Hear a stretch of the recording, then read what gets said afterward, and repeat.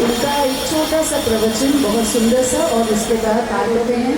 मुझे लगता है आप में से ज़्यादातर लोग इससे जी जो इस्कॉन टेम्पल से हमारे बीच में आ रहे हैं उनका एक छोटा सा उद्बोधन और हरिनाम आगमन, मतलब तब तक हमारे पास ISKCON, Art of Living, Chinmaya Mission और गायत्री परिवार, इन सभी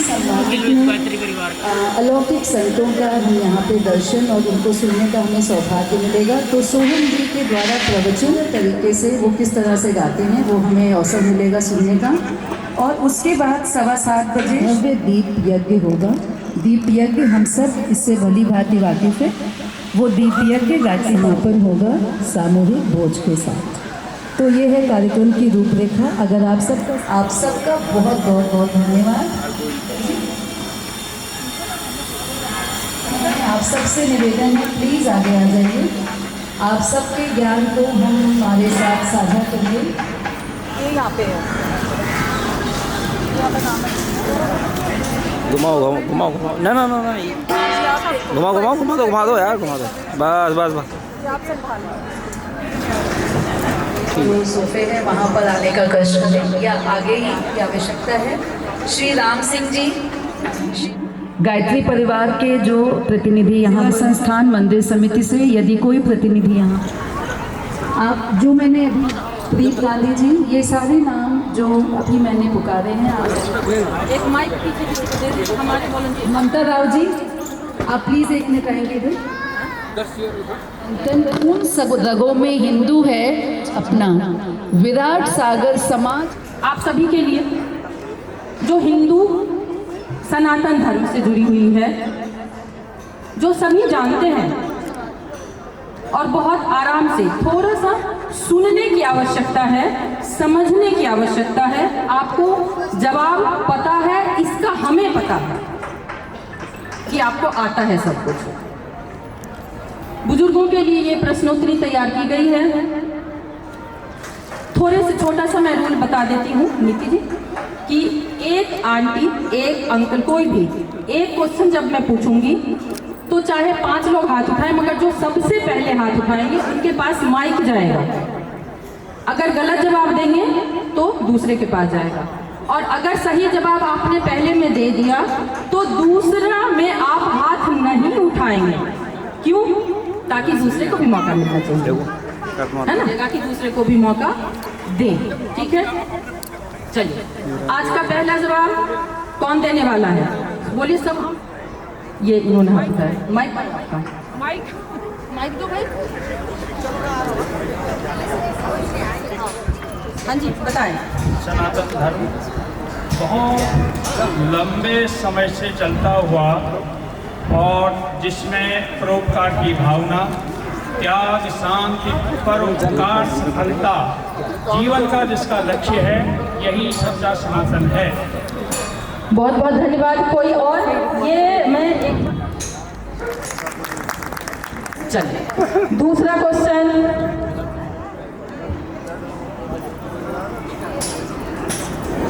वेद कितने हैं और कौन कौन से हैं? पूरा क्वेश्चन तो हो जाने पहले क्वेश्चन पूछ लीजिए, सुन लीजिए। वेद कितने हैं, कौन कौन से हैं? बताइए जिन्होंने हाथ उठाया पहले। अब माइक कीजिए, ऑन कीजिए। माइक ऑफ है क्या? आवाज नहीं आ रही है? क्वेश्चन तो यही था। नाम बताएं।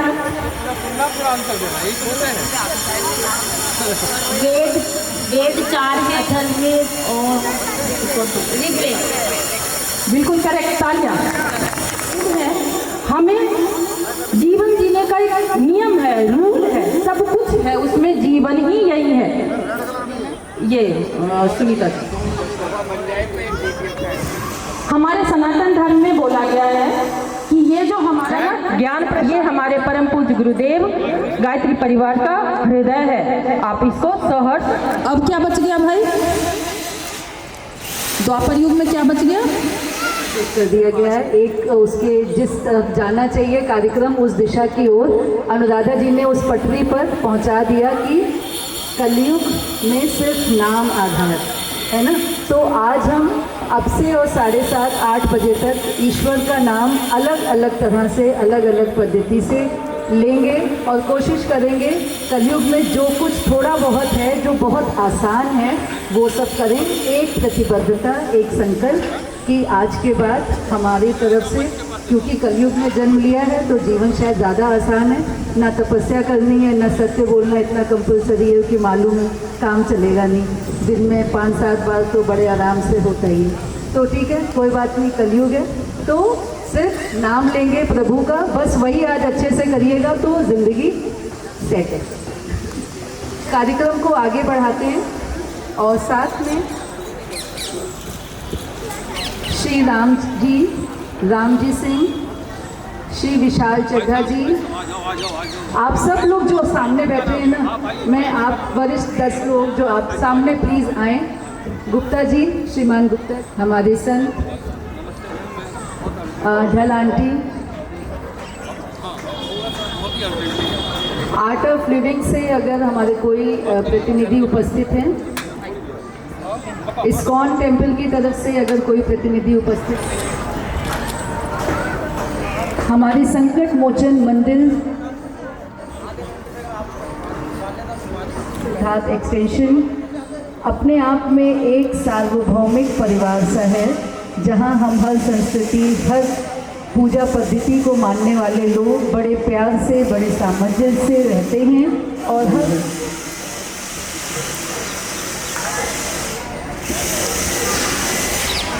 तो मैं आपको कहूँ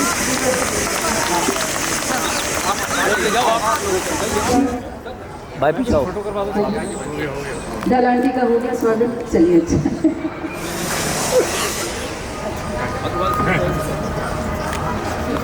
मार्शल सानी जी, सर आइए ना जल्दी, आपका अग्रवाल जी जल्दी आइए। ये सब सिर्फ एक तरीका है। आप है, बहुत बड़ी जिम्मेदारी है उनके ऊपर, लेकिन अगर मेरी आवाज़ उन तक पहुंच रही हो, श्री राजकुमार जी प्लीज़ तेज कदमों से आगे आइए। रितीश खरे जी और मेरा डॉक्टर नीरज शर्मा जी,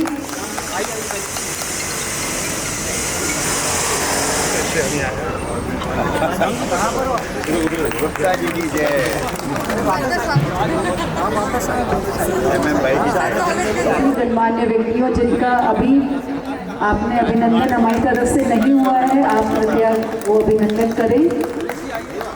मोहन जी,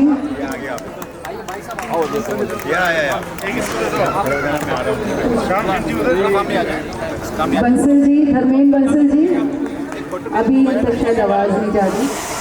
दिनेश कौशिक जी, खाने की तरफ खड़े हैं, मैं वो खाना छोड़ के आने को नहीं तैयार है।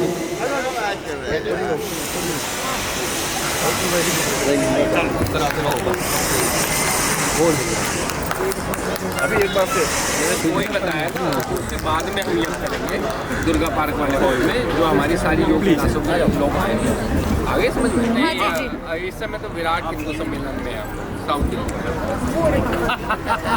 दुल्हन के लिए आगे आए। चिन्मय मिशन से निवेदन करती हूँ, कृपया आप बच्चे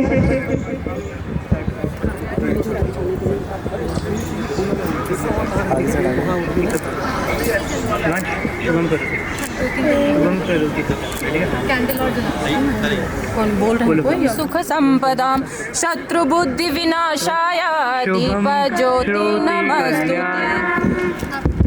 शुभं करोति कल्याणम् आरोग्योति कल्याणम् आरोग्यं धनसम्पदः शत्रुबुद्धिविनाशाय दीपज्योतिर्नमोऽस्तुते। शुभं करोति कल्याणम् आरोग्यं धनसम्पदः शत्रुबुद्धिविनाशाय दीपज्योतिर्नमोऽस्तुते।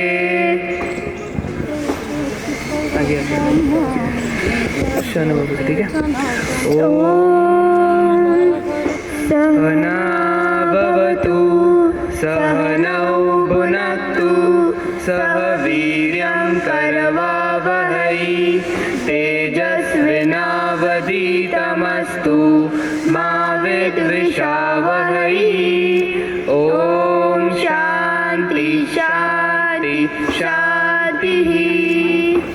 वक्रतुंड महाकाय सूर्यकोटि समप्रभ निर्विघ्नं कुरु मे देव सर्वकार्येषु सर्वदा। सरस्वती नमस्तुभ्यं वरदे कामरूपिणी विद्यारम्भं करिष्यामि सिद्धिर्भवतु मे सदा। समुद्रवसने देवी पर्वतस्तनमण्डले विष्णुपत्नी नमस्तुभ्यं पादस्पर्शं क्षमस्व मे। सर्वे भवन्तु सुखिनः सर्वे सन्तु निरामयाः सर्वे भद्राणि पश्यन्तु मा कश्चित् दुःखभाग् भवेत्।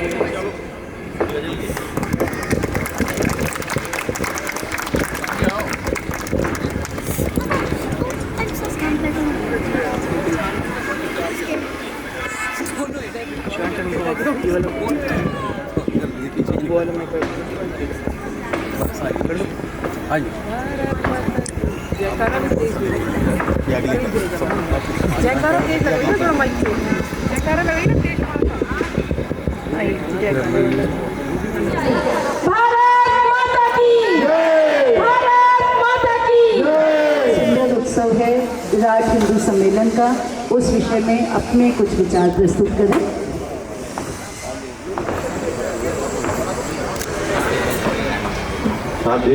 साध्वी जी,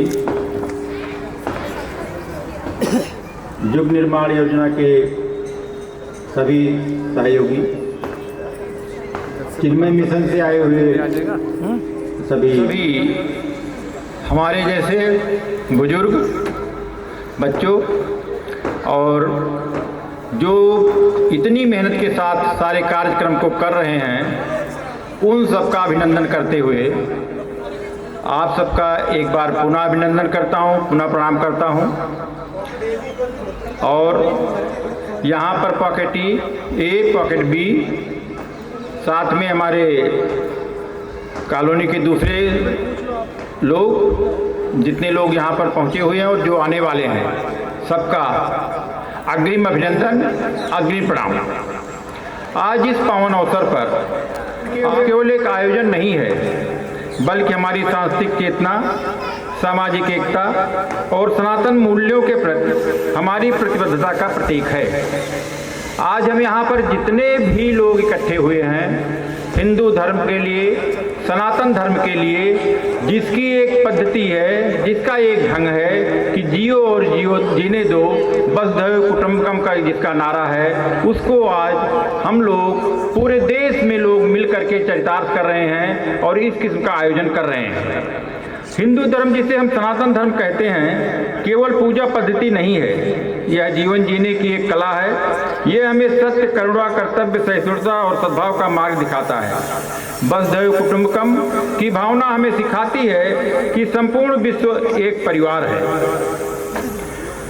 हमारी परंपराएं हमें जोड़ती हैं, विभाजित नहीं करती। परिवार, समाज, राष्ट्र, इन तीनों की मजबूती संस्कारों पर आधारित होती है। यदि हम आने वाली पीढ़ियों को केवल आधुनिकता देंगे और संस्कार नहीं देंगे, तो हमारा भविष्य अधूरा रह जाएगा। इसको ध्यान में रखते हुए हम लोगों को इस किस्म के आयोजन करते रहना है। अपने बच्चों को, अपने बड़ों को, युवाओं को इस संकल्प के साथ आगे बढ़ाना है कि वे भी सब मिलजुल करके खूब बढ़िया तरीके से काम करें, समाज को, परिवार को, सबको आगे बढ़ाएं। आज आवश्यकता है कि हम अपने बच्चों को अपनी संस्कृति, इतिहास और नैतिक मूल्यों से परिचित कराएं। हमें उन्हें यह सिखाना होगा कि तकनीक जीवन का साधन है, परंतु चरित्र जीवन की पहचान है। हमारा समाज तभी एक मजबूत बनेगा जब हम परिवार में संस्कारों को जीवित रखें, समाज में एकता और सद्भाव को बढ़ाएं, सेवा और सहयोग की भावना विकसित करें, मातृशक्ति का सम्मान और सशक्तिकरण करें, युवाओं को सकारात्मक दिशा प्रदान करें। युवा शक्ति राष्ट्र की ऊर्जा है। युवा शक्ति हमारे राष्ट्र की ऊर्जा है। यदि युवाओं में चरित्र, अनुशासन और राष्ट्र भावना जागृत हो जाए तो समाज का भविष्य स्वतः उज्जवल हो जाता है। आज का कार्यक्रम राष्ट्रीय स्वयंसेवक के संघ के 100 वर्ष पूरा होने के बाद उनकी प्रेरणा से हिंदू समाज एकजुट होकर के नहीं है, और अगर ठंडा है तो तालियों की ऊर्जा माहौल को अच्छी सकारात्मक ऊर्जा से भरेगी। और इस कार्यक्रम में जिस आनंद की गंगा में हम गोते लगाने आए हैं, उसको जोर से तालियां बजाइए, जिससे लगे कि हाँ, हम संगठित हैं, हम एक हैं और आज इस कार्यक्रम में हम पूरे तन, मन और धन से लगे हुए हैं। तो शास्त्र में बात मिली है दोए, 4 वेद शास्त्र में बात मिली है दोए, सुख शंखनाद है। यह धर्म, राष्ट्र और अध्यात्म की एकता की एक उद्घोष है और यह भारत की आत्मा का जागरण है। आज इस मंच से हम यह संदेश दे रहे हैं कि सनातन परंपरा की जड़ें हजारों वर्षों से अडिग है, अटल है और अमर है। भारत भूमि अनेक महान आध्यात्मिक परंपराओं की जननी रही है। उन्हीं में से एक है जैन धर्म, जो तप, त्याग, संयम और अहिंसा की परम साधना का मार्ग सिखाता है। जैन धर्म हमें सिखाता है अहिंसा केवल व्यवहार नहीं बल्कि जीवन का श्वास है। सत्य केवल शब्द नहीं बल्कि आत्मा की अभिव्यक्ति है। अपरिग्रह केवल त्याग नहीं बल्कि आत्म संस्कार, चरित्र और राष्ट्र भावना का निर्माण होता है।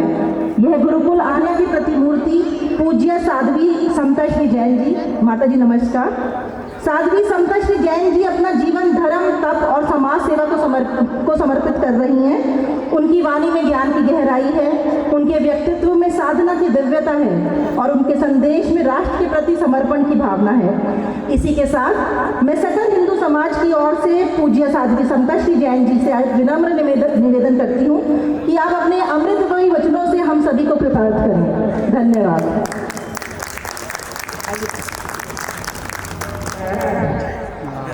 कि जो सर्वोपरि है उनको पीठ दिखा करके नहीं बैठ सकते हैं, और अभी उतनी ताकत है, खड़े होकर के तो बहुत अच्छे से बोल सकते हैं। एक बार सभी बोलेंगे, भारत माता की, भारत माता की। अभी अंजलि जी ने परिचय मेरा करवाया,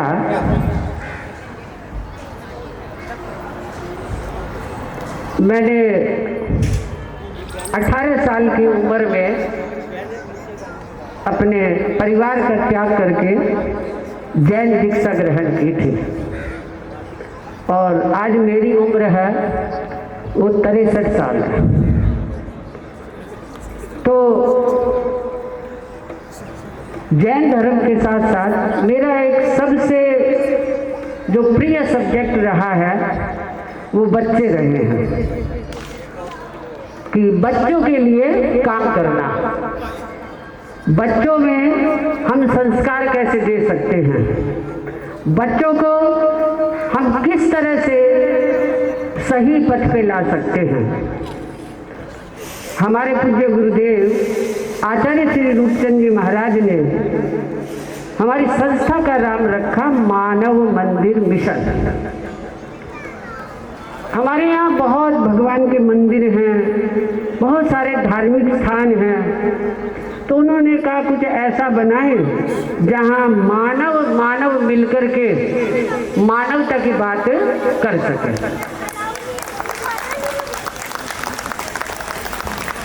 तो इसलिए हमने मानव मंदिर मिशन अपना नाम रखा। हमारी संस्था आपके बिल्कुल पड़ोस में सराय काले खां जो बस अड्डा है उसके ऑपोजिट इंडियन ऑयल का पेट्रोल पंप है, उसके पीछे हमारी संस्था है। मानव मंदिर के नाम से, जैन मंदिर के नाम से भी लोग उसको जानते हैं। तो एक बार मैं सबसे कहूँगी, एक बार आप वहाँ आइए और हमारी मानव को मानव बनाने की जो एक प्रयोगशाला है उसका परिभ्रमण करें आप।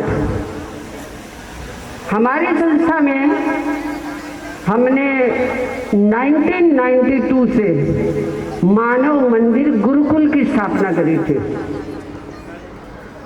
ऐसे बच्चे जो सड़कों पर थे, ऐसे बच्चे जो जिनके माता पिता दुनिया छोड़ करके चले गए थे, ऐसे बच्चे जिन्हें पता ही नहीं था कि हमारे माँ बाप है या नहीं है, ऐसे बच्चों से करीब 8 बच्चों से हमने अपने कार्यक्रम का शुरुआत किया था। लेकिन आज हमारी संस्था के पास 1450 बच्चे हैं। दिल्ली के साथ साथ हम भारत के अनेक राज्यों में काम करते हैं, हरियाणा, पंजाब, राजस्थान, और सबसे बड़ा हमारा काम है उत्तराखंड।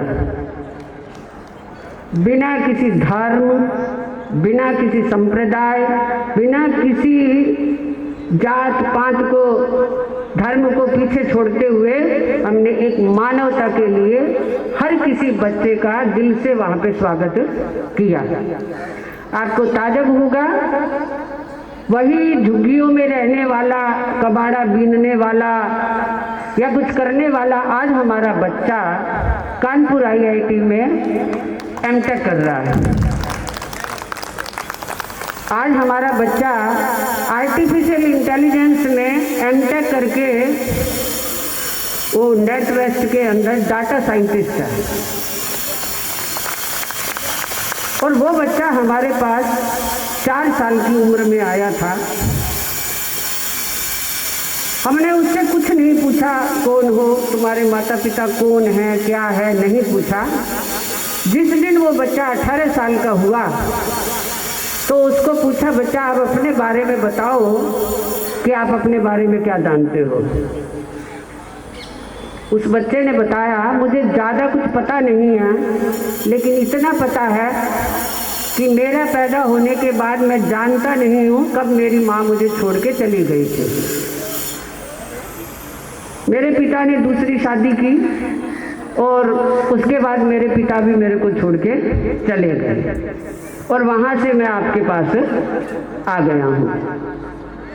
तो हमने पूछा, तुम्हारा डेट ऑफ बर्थ तुम्हें पता है क्या है? तो उसने बोला, मेरा डेट ऑफ बर्थ है 30 दिसंबर। तुमने कहा, तेरे को कैसे पता 30 दिसंबर? 4 साल के तो तुम यहीं आ गए थे। तो उसने बताया कि मुझे पता नहीं, जो आपका था वो मैंने अपना बना लिया।